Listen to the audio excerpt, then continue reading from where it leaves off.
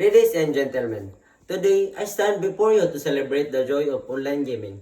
In an era where technology has taken us a new life, online gaming has evolved from more pastime to dynamic platform that connect people across the globe.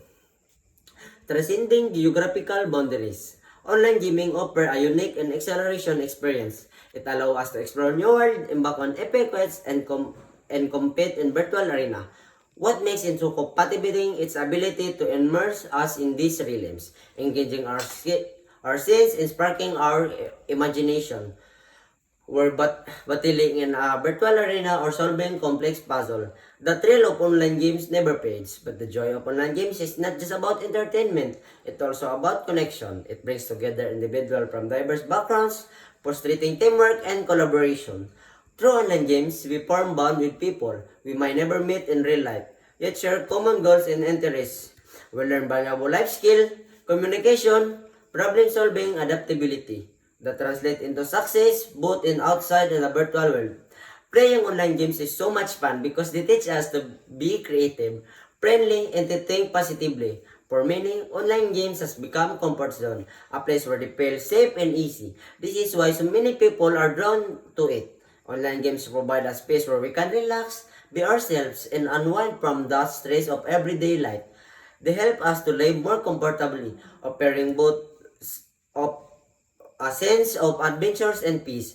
Furthermore, online games connect us with others, allowing us to make a new friends, building meaningful relationship. Through games, we find a way to bond with people from around the world, sharing experience and creating memories. In particular, games like Minecraft encourage creativity, allowing us to design and build our dreams home or construct entire world from scratch. This ability to create, explore, and share our virtual accomplishment inspire us to apply similar creatively in the life world.